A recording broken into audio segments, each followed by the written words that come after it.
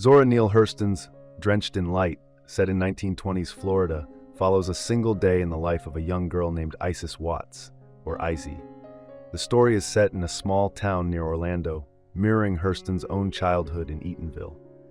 Published in 1924 by Opportunity, a journal of Negro life, it marked an early entry in Hurston's career, introducing themes she would explore throughout her life, including race, gender, and identity.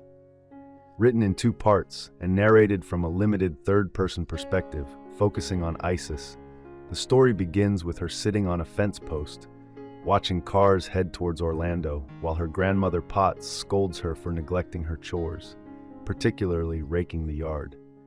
The narrator describes the setting, including the white shell road in front of their home where Isis lives with her grandmother, brother, and father. Despite her grandmother's criticism, Isis daydreams about the Robinson brothers, local cattlemen who often give her rides on their horses. As if by chance, Jim Robinson appears on his horse, and Isis eagerly joins him for a ride. Just before they are out of sight, Grandma Potts returns to ensure Isis is working, leading her to lie and claim she was in the backyard the whole time. After completing her chores under the porch, Grandma Potts reprimands Isis for her behavior and reminds her of her domestic responsibilities. Later, as Grandma Potts settles into her rocking chair to knit and nap, Isis imagines herself in a fairy tale world, dressed in elegant clothes and riding into the horizon. While observing her grandmother, she notices the long, gray hairs on her chin and decides to shave them off. Her brother Joel discovers her plan, and they eventually agree that Joel will apply the soap while Isis uses the razor. However, Grandma Potts wakes up before Joel can finish lathering the soap and quickly goes to find their father, whose razor Isis has taken. Fearing the consequences, Isis runs outside and hides under the house to avoid the whipping she knows will come. Distracted by the music of a marching band passing by, Isis, a gifted dancer, is drawn to follow them to the carnival. She rushes back to the house, borrows her grandmother's new tablecloth, drapes it around herself, and adorns her hair with a flower. Isis becomes the center of attention, dancing for the applause of the surrounding adults and children.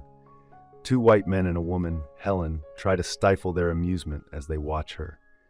Isis waves at them before continuing her dance. When Grandma Potts arrives and sees the tablecloth on Isis, she chases after her, leading Isis to flee into the woods.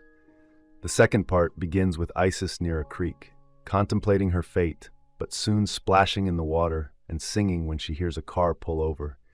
The two men and Helen, who are looking for directions to Maitland, a nearby town, offer to take her home. Isis decides against dying and accepts their ride. During the journey, she shares her daydreams of being a princess and living in a fairy tale, recounting stories of Hercules, dragons, and riding into the horizon. Upon arriving home, Grandma Potts scolds Isis for ruining the tablecloth and running away.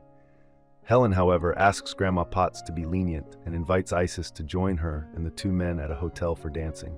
Helen pays Grandma Potts $5 for the tablecloth and Isis's company, and she agrees to let Isis go. Helen praises Isis as a joy itself and drenched in light, admiring her messy hair and free spirit.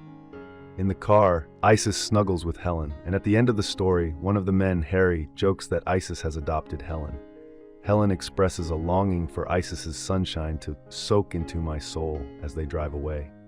I hope you enjoyed this video. Leave a like if you did, and be sure to subscribe. Thank you.